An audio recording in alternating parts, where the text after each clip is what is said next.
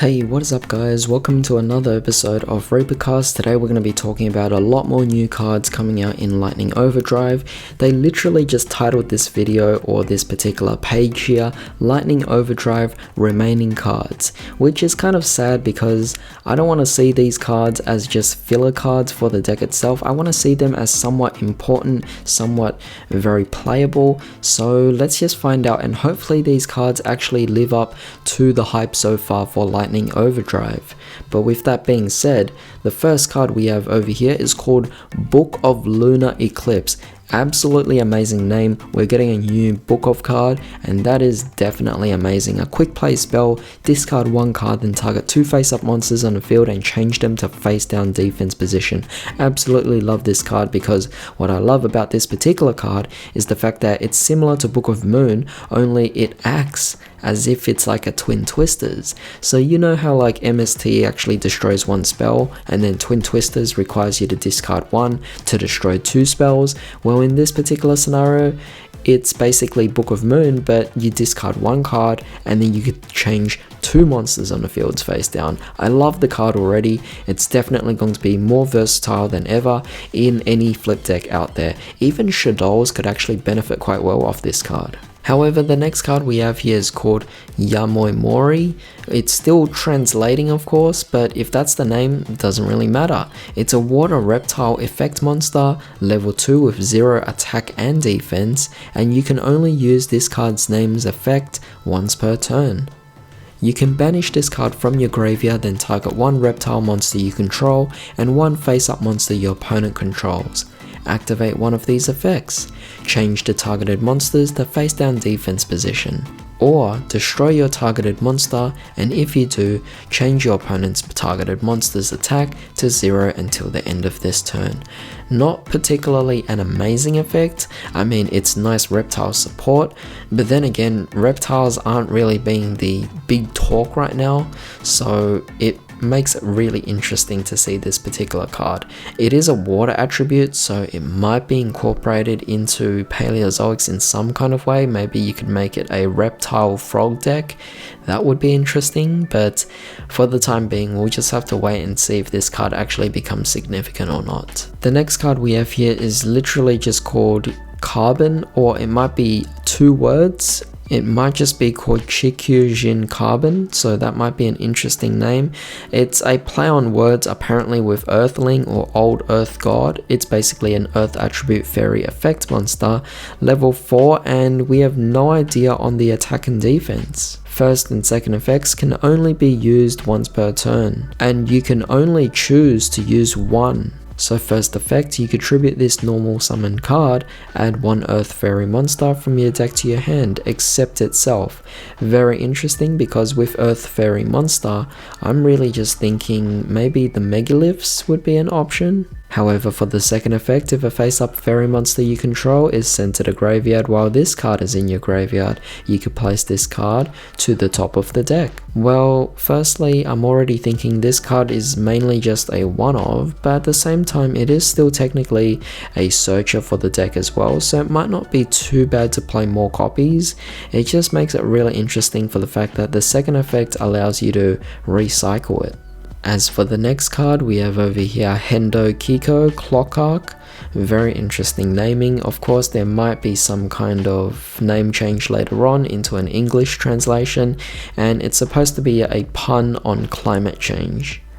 It's a Dark Machine Pendulum Effect monster, level 4, scale 4, 600 attack, 1200 defense. Its Pendulum Effect reads, while you control no monsters, or all monsters you control are pendulum monsters, apply this effect based on your pendulum zone this card is in. If it's on the left, reduce this card's pendulum scale by 3. If it's on the right, increase this card's pendulum scale by 4.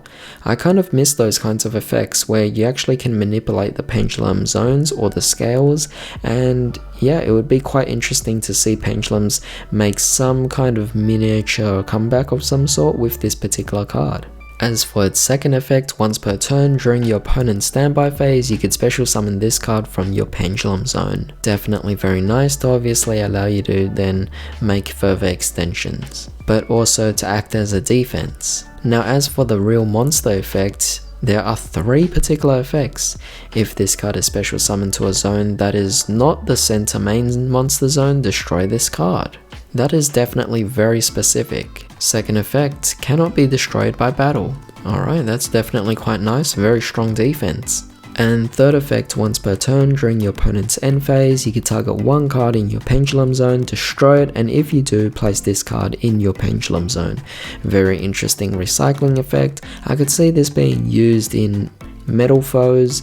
I could see this being used in, what's the deck called again? Mythical Beasts, that's right. Really interesting to see that all of these could actually synergize in some sort of way. However, moving on, we have a really awesome card here called Pharonic Guardian Sphinx. I've never actually thought that this particular archetype itself or sub-archetype would actually make some sort of comeback in some sort or receive any kind of support in some sort. So a level 8 Earth Rock effect monster, 2300 attack and 3000 defense. Second and third effects can only be used once per turn. First effect, once per turn you can change this card to face down defense. Second effect, if this card is flip summoned, shuffle all monsters your opponent controls into the deck. That is a broken effect, wow, that's amazing. Third effect, if this card you control is destroyed by an opponent's card, you could special summon 1 level 5 rock monster from your hand or deck in face down defense position. I mean, there's a lot of rock type decks out there, so this could be quite interesting. I like this card. It's specific, but it is a buff for all rock decks, so I do like that, and you could borderline play this in flip decks as well, generically. I could see myself playing this or at least testing this out in Shadows. It's an earth monster, so I could easily just go into Shekinaga, but at the same time, to just shuffle everything in your opponent's field to the deck is, yeah, that's really amazing. The next card we have here is called Dark Eye Nightmare. Level 4 Dark Fiend effect monster, 1700 attack and defense. First effects can only be used once per turn. So for the very first effect, you could banish up to 3 traps from your graveyard. Apply this effect depending on the number you banished. If you banished 1, then draw 1 card, then place 1 card in your hand to the top of the deck. If you banished 2 cards, then draw 1 card. If you banish 3 cards, draw 2 cards, then discard 1. This card is easily going to be used in the Layer of Darkness deck. It is definitely reminiscent of that. So with its effect, there's no surprise that it kind of works on trap cards. But with that being said, I'm not impressed by these particular effects. I think the second one is the best one, where you banish 2 and then you draw 1 card. As for the second effect, once per turn, if this card would be destroyed by battle, you could banish 1 trap from your graveyard instead. Not too bad, a bit of a defensive card. We've been seeing that a lot lately, where a lot of cards just can't be destroyed by battle. The next card we have here is called One Curry Way. Very nice, because I'm hoping that this might be some kind of Kuriboh support, given the particular art is showing a Kuriboh. You can only activate 1 card with this card's name per turn. Target 1 Link 1 monster in either graveyard, shuffle it into the extra deck, or special summon it to its owner's field. I don't know in what kind of situation I would actually use this card. I can't actually think on the top of my head, but it would be great for some kind of OTK that you might want to set up, but it's so specific. I mean, you could always just set it up yourself, but still. I could see myself maybe playing this in Relinquished. That would be amazing. I could use it on my Relinquished Anima, and then I could re-steal an opponent's monster again. But that's going to be very specific for the fact that it would actually have to be special summoned back onto the extra monster zone. And yeah, I'm now thinking it might not work at all. You might be able to steal whatever's on your opponent's extra monster zone, but it's going to be very specific, this card. And this is not a quick play spell as well, this is a normal spell. Moving on to the next card, we have here Starmine, a level 4 Fire Pyro Synchro Effect monster. That is very surprising. It's been a long time since I've seen a low level Synchro monster. But it has 2000 attack and 200 defense, requires 1 tuner and 1 non-tuner, so it's generic. You can only special summon Starmine once per turn. First effect, if this card in its owner's possession is destroyed by an opponent's card effect or destroyed by battle with an opponent's attacking monster, take 2000 damage, then inflict 2000 damage to your opponent. Very interesting, but not particularly something I would force myself to play. Second effect, if a monster in this card's adjacent monster zone is destroyed by battle with an opponent's attacking monster, or by an opponent's card effect, destroy this card, and if you do, take 2000 damage, then inflict 2000 damage to your opponent. Again, really weird. Maybe you could actually play it in such a way where you could actually gain the life points instead, and then just deal the damage onto your opponent. It might work in some kind of burn deck, which I'm already seeing that, yeah, you're right, people might actually just start spamming this out in burn decks, but thank goodness that this is actually a synchro monster and not a fusion monster. The next card we have here is Secret Hot Springs of the Far East. A very interesting card because it's a field spell card and it's generic. You can only activate one card with this card's name per turn. Once per turn during each player's main phase 2, the turn player can gain 500 life points, and if they do, apply these effects for the rest of the turn. That player's monster's normal and special summons cannot be negated. If that player activates a spell trap card, or a monster effect that includes an effect that special summons a monster, that activation cannot be negated. And thirdly, that player's set spells traps cannot be targeted by or destroyed by their opponent's card effects.